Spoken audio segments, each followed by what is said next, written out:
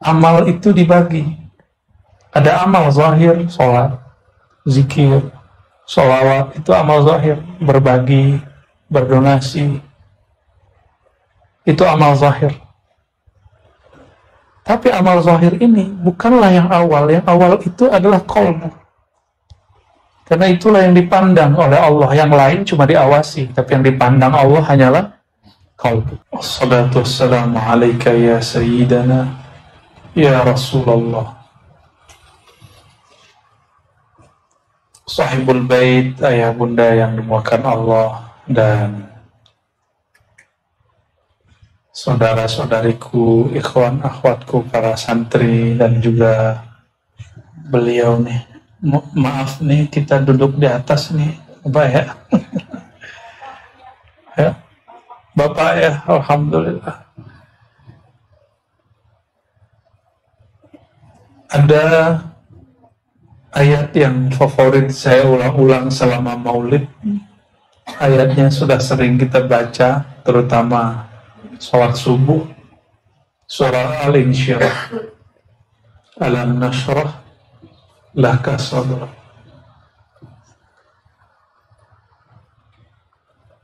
Bukankah kami nashrah, melapangkan, melebarkan, meluaskan, laka, bagi engkau, hai kekasihku Muhammad, sadrak, dada. Mau lapang dada, harus ada Nur Muhammad dihidupkan di sini. Lalu alam nashrah laka sadrak. Ini sunnatullah. Orang-orang yang tidak ada nur ini di kalbunya, dadanya akan sesak, pikirannya akan panik. Di dalam surat Az-Zumar ayat berapa itu? 22 ya. Afaman syarahallahu sadrahu lil Islam fahuwa ala nurin ar-rabbih. Benar, yang hafiz. Ya kan? Tahfiz kan? Ya. Itu ayat favorit dulu semasa masih mahasiswa. Tapi saya waktu itu sedang suluk di luar kampus. Suluk di luar surau. Afaman syarahallahu sadrahu lil Islam. Apakah orang yang Allah telah lapangkan dadanya untuk Islam? Fahuwa ala nurin min rabbih. Bukankah mereka benar-benar berada di atas jalan yang dipenuhi nur dari Allah SWT? Nurin min rabbih. Nur apakah itu? Para imam kita, masyayikh kita mengartikan itulah nur Sayyidina Muhammad sallallahu alaihi wasallam. Kajian Nur Muhammad itulah yang akan membuat dada lapang. Ya, pikiran tidak kemana-mana, pikiran maju, realistis, tapi tidak halu, tidak juga berangan-angan. Orang berangan-angan, dia hanya sampai di angan-angan, tapi tidak ada amalnya. Apa perbedaan orang berangan-angan dengan bercita-cita? Orang berangan hanya mengatakan, seandainya aku begini, aku akan begitu. Seandainya waktuku luang, aku akan tahajud. Seandainya waktuku lapang, aku akan tahfiz. Seandainya. Akhirnya makomnya, makom lau-lau. Lau bahasa Arab artinya jikalau, seandainya. Dan ternyata baginda Rasulullah SAW selalu mengatakan, la taqulu lau. Jangan pernah kamu berandai-andai. Fa innahu minasyaitan. Karena itu dari syaitan. Nah, Imam bin Athaillah uraikan hadis ini Beliau kemudian mengatakan, beda angan-angan halu dengan yang bukan, qaranahu amalun, diiringi, dibersamai dengan adanya amal praktis. Jadi kita mulai beramal. Amal itu dibagi. Ada amal zahir, sholat, zikir, sholawat, itu amal zahir. Berbagi, berdonasi, itu amal zahir. Tapi amal zahir ini bukanlah yang awal. Yang awal itu adalah qalbu. Karena itulah yang dipandang oleh Allah. Yang lain cuma diawasi, tapi yang dipandang Allah hanyalah qalbu. Karena Allah hanya memandang qalbu. Qalbu ini harus betul-betul diperhatikan amalnya. Apa amal qalbu? Kalau di Quran sederhana. Amal qalbu itu zikrullah. Ala bidzikrillah tatma'innul qulub. Surah Ar-Ra'd ayat 28. Kerjanya qalbu itu supaya dia tenang, dia sampai kepada kedamaian puncaknya. Itu zikrullah. Zikrullah itu juga beragam. Ada zikrullah hanya nyebut-nyebut, sebut-sebut. Ada orang ingin ketemu, misalnya mau ketemu seorang ulama, cuma dia sebut-sebut ulama fulan, ulama fulan, ulama fulan, ulama fulan. Ketemu nggak dia? Nggak ketemu, cuma nyebut doang. Tapi itu sudah bagus, sudah cinta. Itu baru makom pertama, makom menyebut. Karena menyebut dengan lidah. Sedangkan berzikir itu tidak hanya dengan lidah. Kalau kita baca ayat 10 ayat terakhir surat Ali Imran, surat ketiga, alladzina yadhkurunallaha qiyaman wa qu'udan wa 'ala junubihim. Coba perhatikan, ini unik ini ayat. Orang-orang yang berzikir di saat mereka qiyam, berdiri, qu'ud, duduk, wa 'ala junubihim, dan di saat berbaring, saat tidur. Kalau tidur bisa zikir? Gimana? Bisa zikir nggak kalau lagi tidur? Ada bunyinya. Itu zikir apa dengkur? Kenapa Allah sebut ini? Allah ingin mengasih tahu kepada orang-orang yang selama ini mengandalkan kecerdasan akal dan lisannya, bahwa ada zikir yang bukan dengan lisanmu, bukan dengan akalmu, bukan dengan kecerdasan intelektualmu, tapi ada zikir di saat tubuhmu tidur, dia bangun. Itulah zikir ruh, zikir qalb. Zikirnya ruh, zikirnya qalbu. Bagaimana caranya? Orang ini biasanya sudah sering ingat Allah di luar tidur, maka terbawalah itu di dalam tidur. Tapi ada orang, beberapa jenis manusia, yang dia bisa masuk ke alam tidur dalam keadaan jaga. Tentunya izin Allah. Dia masuk ke alam tidur dalam keadaan jaga. Gimana caranya? Bisa nggak? Tidur kalau gelisah, bisa tidur? Sakit hati, bisa tidur? Tidak bisa. Perut lapar, bisa tidur? Sulit. Terus gimana cara tidur? Orang tidur, kata ahli gelombang otak, neurologi, itu ketika gelombang otaknya menjadi tenang dan damai. Ada istilahnya, yang standar beta, theta, alfa, macam-macam istilah. Itu kan istilah aja. Sebelum istilah itu Imam Ghazali udah ngomong. Di Quran juga ada. Tenang itu adalah gelombang ketika otaknya pelan, santai. Orang kalau tenang, dia bisa memahami masalah dengan detail. Kalau nggak tenang, orang nggak mampu memahami masalah dengan detail. Itulah rahasianya yang sering dibaca. Ada seorang sahabat kehilangan sendal, panik. Pernah kehilangan sendal, panik? Nah, di zaman dulu sendal lebih mahal. Ya. Terompah, kata orang Sumatera. Ya. Itu mahal zaman-zaman itu. Hilang, panik deh. Nabi SAW katakan, tenang, kamu sholat 2 rakaat, tenang dulu, kepalanya sujud dulu, sebut nama Allah. Ketika dia tenang, baru ketemu jawabannya.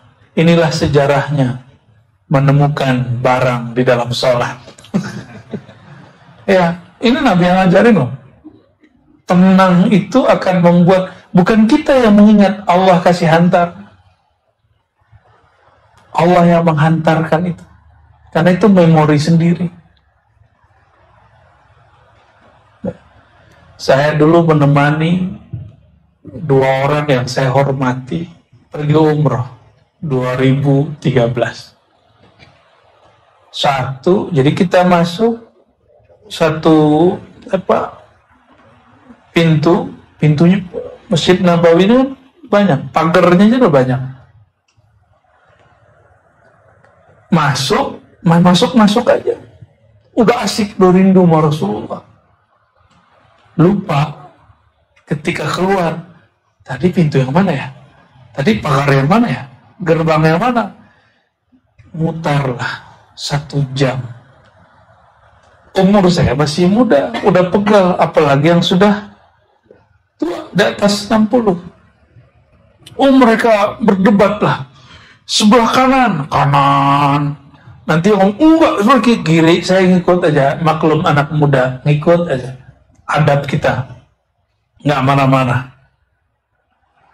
Tapi udah 1 jam, saya kasihan. Kita pakailah bahasa Arab, kita nanya sama orang. Alhamdulillah bahasa Arab kita masih oke lah. Ya, karena saya hampir 15 tahun tiap hari ngomong bahasa Arab. Ya, habis itu baru dikurangin sekarang. Ya. Walhasil nggak ada yang tahu hotel kita di mana. Pintunya sama semua. Akhirnya saya ingat, ala bidzikrillah tatma'innul qulub. Gelombang pikirannya harus dibikin tenang dulu. Gimana caranya? Yang menenangkan gelombang otak itu kalau kolbunya tenang. Tenangnya kolbu hanya dengan sesuatu yang maha berat. Kolbu itu artinya sesuatu yang gelisah. Qalb artinya bolak-balik. Itu qalb. Yataqallabu artinya yang bergerak kiri kanan. Apa yang membuat dia tidak lagi gelisah bergerak? Idza dzukirallah. Jika disebut nama Allah, baru wajilat qulubuhum. Qalbunya tadi yang gelisah langsung kemudian bergetar. Diam. Langsung deh diam. Akhirnya saya meremlah sebentar, ya Allah, ampuni kami. Mungkin kami salah adab, terlalu rindu tapi tidak pakai adab.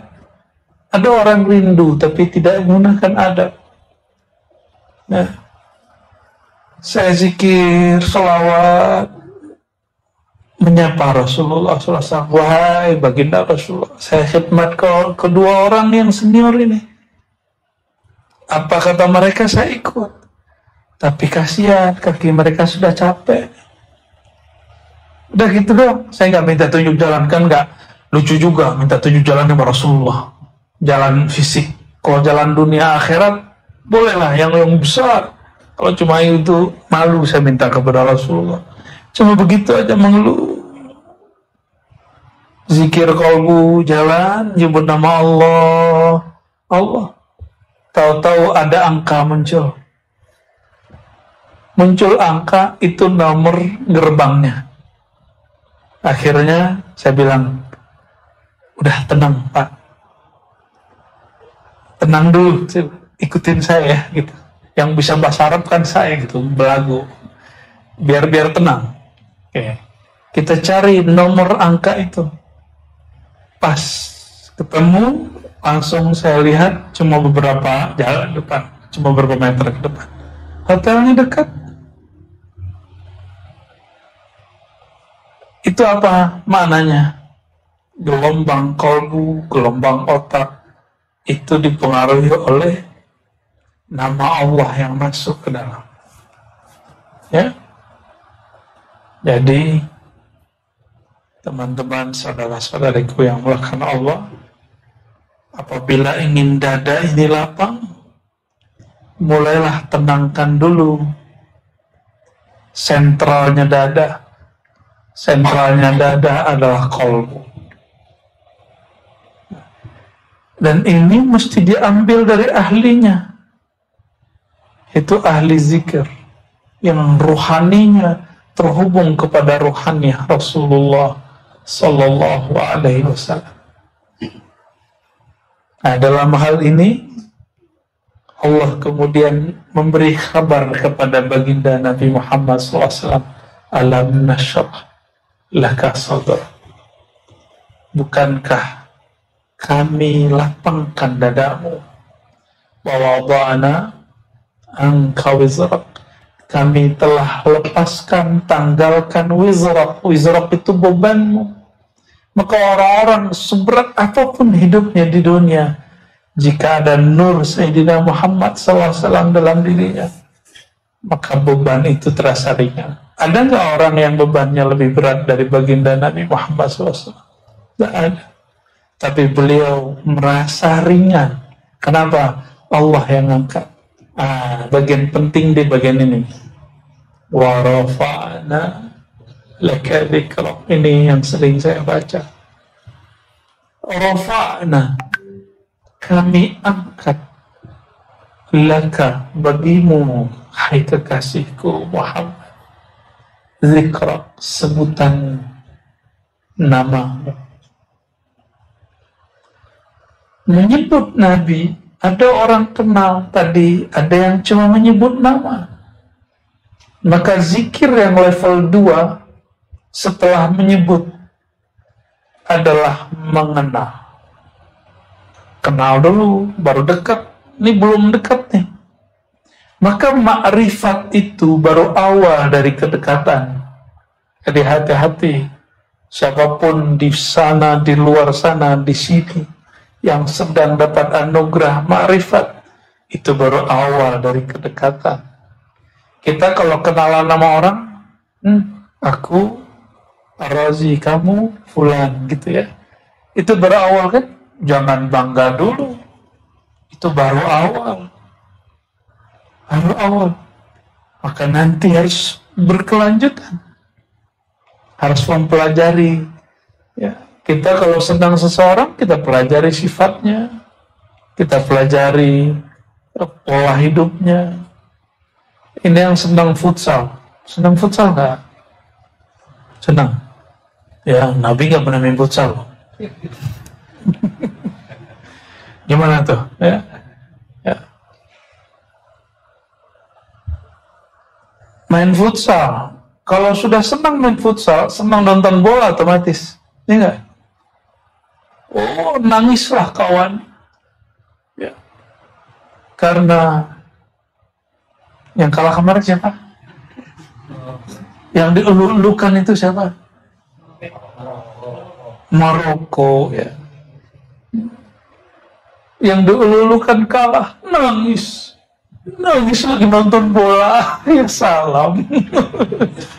Tapi kok bisa? Mungkin orang-orang yang intelek mengatakan, nggak masuk akal nih. Tapi saya memahami. Orang-orang yang nangis kemarin, ada yang karena kakinya kejepit, ada yang karena kalah judi, ada yang paling hebat yang nomor 3. Dia cinta kepada pemainnya. Pemainnya kalah, kesedihan pemainnya ini masuk ke dalam dirinya. Inilah yang membuat dia sedih. Maka jangan kemudian mengatakan aneh ya, gitu. Ya emang bagi saya sampai sekarang melihat orang menikmati nonton bola itu aneh. Bola ditenang-tenang terus sore gitu. Ya, tapi yang suka bola juga ketawa lihat saya. Lu sih nggak ngerti. Ini dunia, bro. Ya, dunia kan main-main, jangan terlalu serius ya. Mungkin saya terlalu serius sekali orang. Akhirnya kita memahami. Memahami itu yang terbaik itu dengan mahabbah, dengan cinta. Dan cinta nggak mungkin kalau nggak kenal. Kenal dulu. Orang kalau udah kenal, kalau nggak ketemu rindu. Ya, begitulah kepada baginda Rasulullah SAW. Kenapa kita maulidan, sholawatan? Itu ekspresi rindu. Kenapa mahal qiyam? Mahal qiyam itu kan ekspresi kita menyambut kehadiran orang mulia, Sayyidina Muhammad SAW. Kita berharap semoga nurnya selalu hadir dalam diri kita. Ya, orang lagu Indonesia Raya aja berdiri. Ya, masa lagu kebangsaan rohani Sallallahu ala Muhammad ya Nabi salam alaika nggak berdiri? Kan lebih mulia Nabi Muhammad dari alam semesta ini. Dan sering kita nanya kepada sahabat kita, lebih mulia Sayyidina Jibril atau Sayyidina Muhammad SAW? Mana yang lebih mulia? Sayyidina Muhammad SAW. Lebih mulia Aras atau Sayyidina Muhammad SAW? Sayyidina Muhammad SAW. Karena Aras bercipta dari nurnya. 4.000 tahun setelah nur Sayyidina Muhammad SAW Allah terbitkan, pancarkan cahayanya. 4.000 tahun cahaya baru muncul Arash. Jadi lebih tua siapa? Nur Sayyidina Muhammad SAW lebih tua daripada, ya. Itu tertulis di kitab favorit guru beliau, Abah Jajan, ya. Abah Anom, itu kan kitab favorit mereka, Sirrul Asrar, tertulis di situ. Padahal itu tidak ada di hadis. Terus mereka dapat dari apa?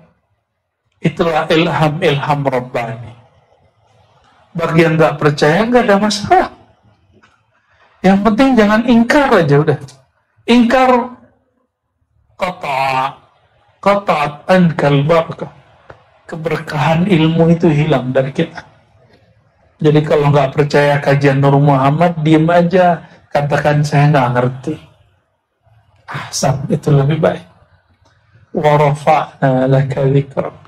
Kami angkat bagimu sebutanmu. Zikrak, sebutanmu. Zikr, sebutan. Kenangan, ma'rifat, itu artinya.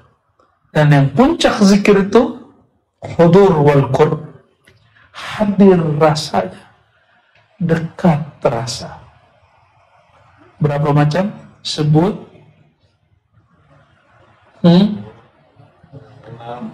Kenal. Apa lagi? Kenal itu ma'rifat. Terus ayo. Kalau mahabbah di kita, enggak, ini di makomnya. Kalau orang sudah ma'rifat, muncul mahabbah. Makanya satu paket. Ma'rifat, mahabbah satu paket. Baru muncul namanya hudur, hadir dulu. Kalau sering hadir, rasanya lama-lama deket. Nah, itu tahapan-tahapan zikir. Baik zikir kepada Allah atau mengenang Sayyidina Muhammad SAW. Wa rafa'na laka dzikrak. Kami angkat bagimu, hai Muhammad, zikrak, zikirmu, sebutanmu, namamu, mengenalmu, kedekatan kepadamu. Maka zikrok ini dalam bahasa Arab ada namanya tasrif 9. Belajar nggak? Fa'ala yaf'alu fi'lan fahuwa fa'ilun wa zaka maf'ulun, terus sampai 9 tuh.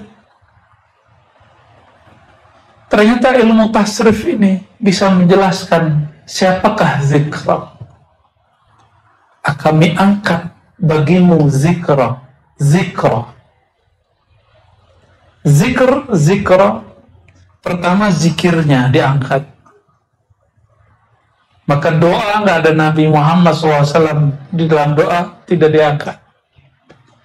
Amal apa saja nggak ada nama Sayyidina Muhammad SAW tidak diangkat. Mimpi apa saja yang sahih cuma mimpi ketemu Rasulullah SAW.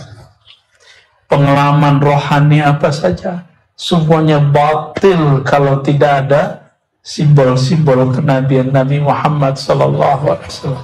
Batil semua. Maka zikrah di makna pertama. Makna kedua, zakara yazkuru zikr. Orang yang nyebut-nyebut, zakir, zikran, zakir.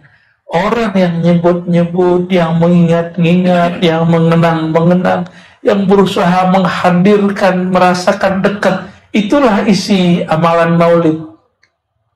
Jadi kalau faham, kenapa maulid itu ada bacaannya, itu untuk menyebut-nyebut, mengenang-enang, mengenal-mengenal. Tumbuhlah rasa cinta, maka kita kemudian hadir. Rasulullah SAW selalu hadir. Kita yang jarang hadir. Benar nggak? Ini nggak ada di alam semesta ini. Satu biji zarah pun, satu atom molekul pun, kecuali ada percikan nur Sayyidina Muhammad SAW dalamnya. Beliau selalu hadir. Yang gaib kita, yang alfa kita. Maka menghadirkan Sayyidina Muhammad SAW itu maksudnya menghadirkan diri kita di hadapannya. Gitu. Ya. Rasulullah SAW selalu hadir. Kita yang sering gaib. Bakal lagi maulid dia pikirannya kemana-mana. Ya. Benar ya? Pengen cepat selesai. Yang baca lama amat sih. Kayaknya kalau udah ketemu mik ini susah boleh selesai. Gitu ya. Enggak, biarin. Itu zahir simboliknya. Batinnya sebenarnya ini. Maka orang-orang yang menyebut wa rafa'na laka dzikrak, ay dzikraka wa dzakiraka. Wa yang 9 itu. 9 tasrif itu. Orang yang pernah menyebutmu, yang sedang menyebutmu, yang selalu menyebutmu, orang yang disebut-sebut dia karena menyebutmu, tempat yang menyebutmu, waktu menyebutmu, semua itu akan diangkat oleh Allah Subhanahu wa Ta'ala, ditinggikan tempatnya. Maka tiada rumah, tiada tempat, tiada orang, sosok yang di situ dihidupkan mahabbatun Nabi sallallahu alaihi wasallam, cinta Nabi sallallahu alaihi wasallam, menceritakan tentang ahwal kenabian sallallahu alaihi wasallam, sirah kenabian sallallahu alaihi wasallam. Tempat itu akan diangkat zahir dan batin, dunia dan akhirat. Karena wa rafa'na laka dzikra. Ini rumus. Ini kaidah Qur'aniyah yang berkalam, yang menurunkan Al-Quran. Maka orang-orang yang di dalam kalbunya tersimpan mahabbatun Nabi, ma'rifatun Nabi, hudur Nabi, qurbun Nabi sallallahu alaihi wasallam. Orang-orang ini mau dihancurkan 1 miliar orang gak akan hancur. Mau dihilangkan 1 miliar orang dia gak akan hilang. Namanya akan tetap ada. Nabi Muhammad SAW. So, kota Mekah mau hancurin beliau. Nggak hancur. Sekota Mekah ingin menghancurkan namanya, popularitasnya nggak hancur. Karena kota Mekahnya senang sama beliau.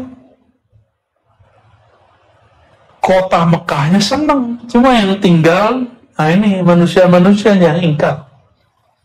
Inilah wa rafa'na laka dzikrak. Maka sahabat-sahabatku maka Allah, pesan pendek malam ini, tapi udah panjang juga ya. Ada berapa menit?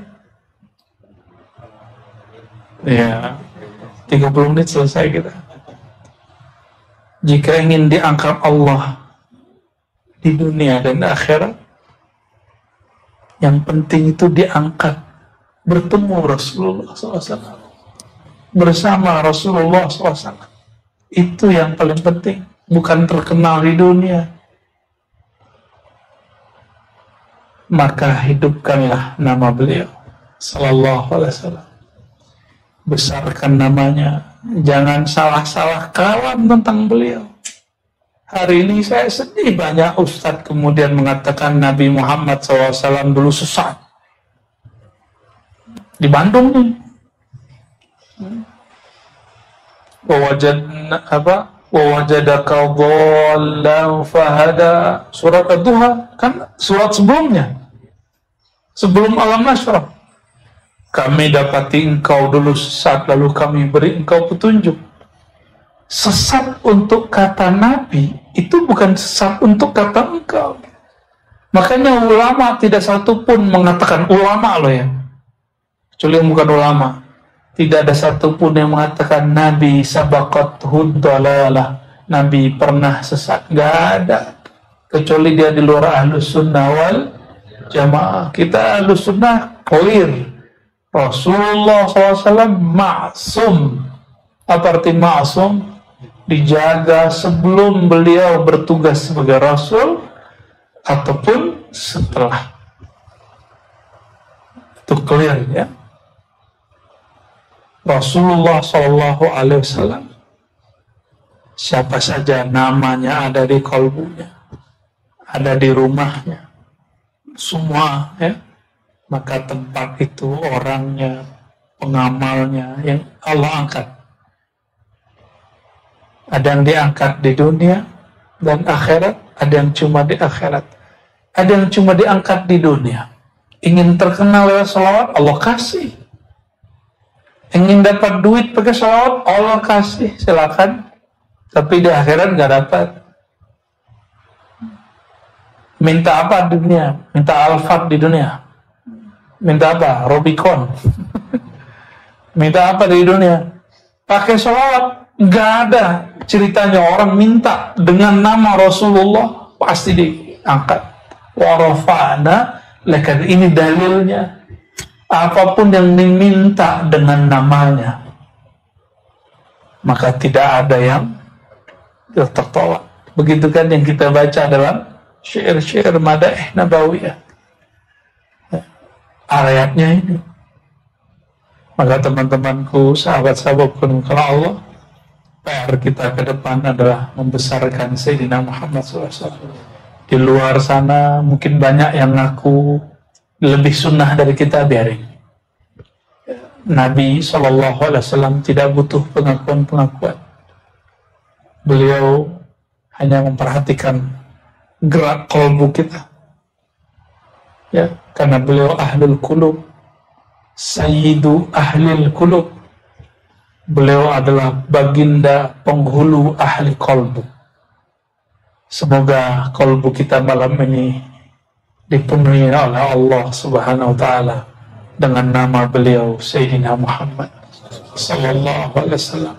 Allahumma salli ala Sayyidina Muhammad wa ala ali Sayyidina Muhammad.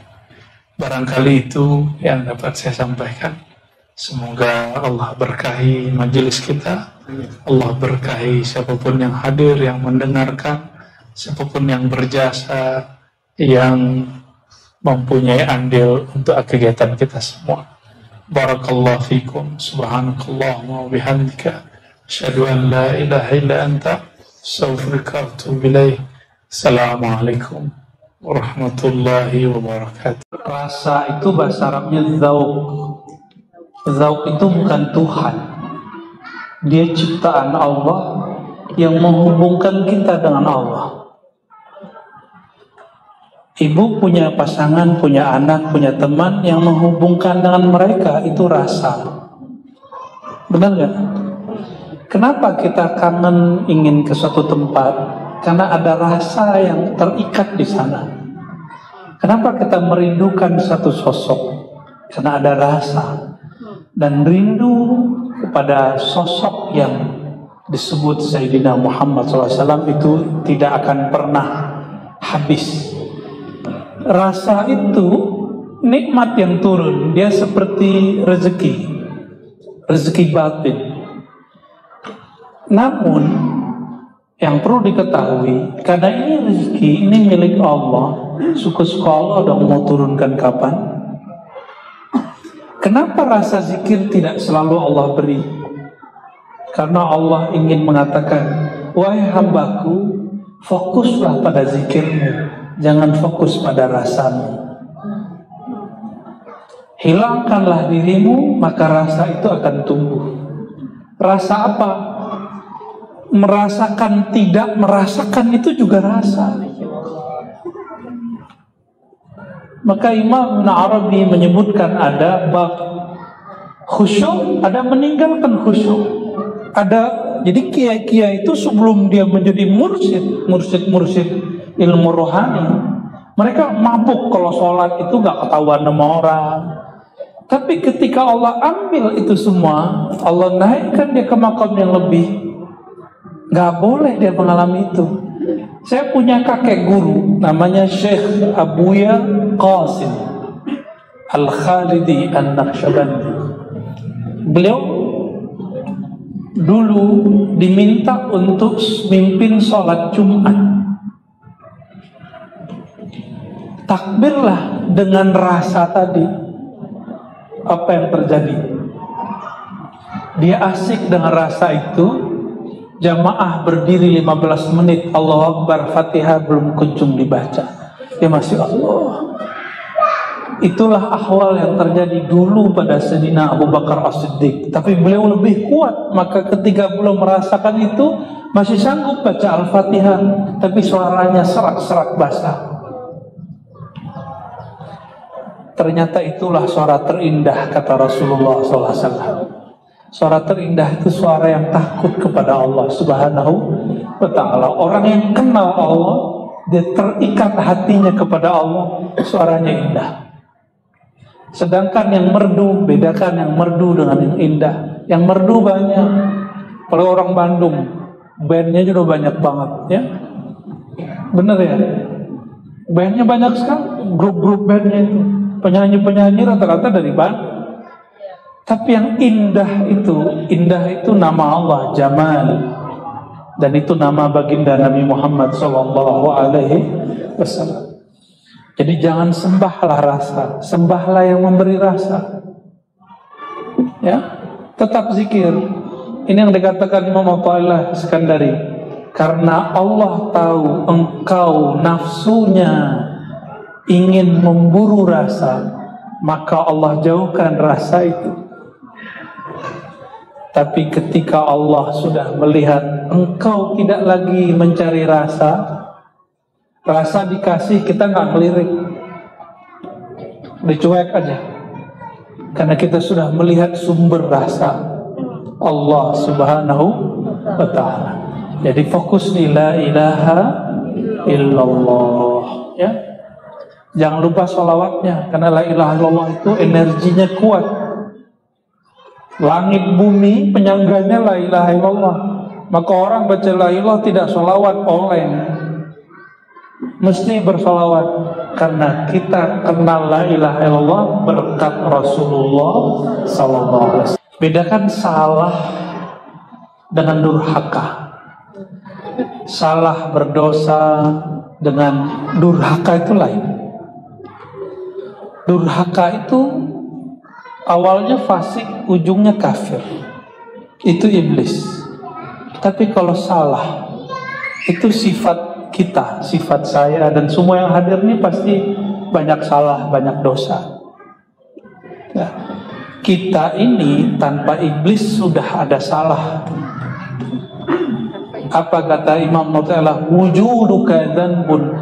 Kamu ada aja udah dosa. Kamu merasa dirimu ada, kamu sudah salah.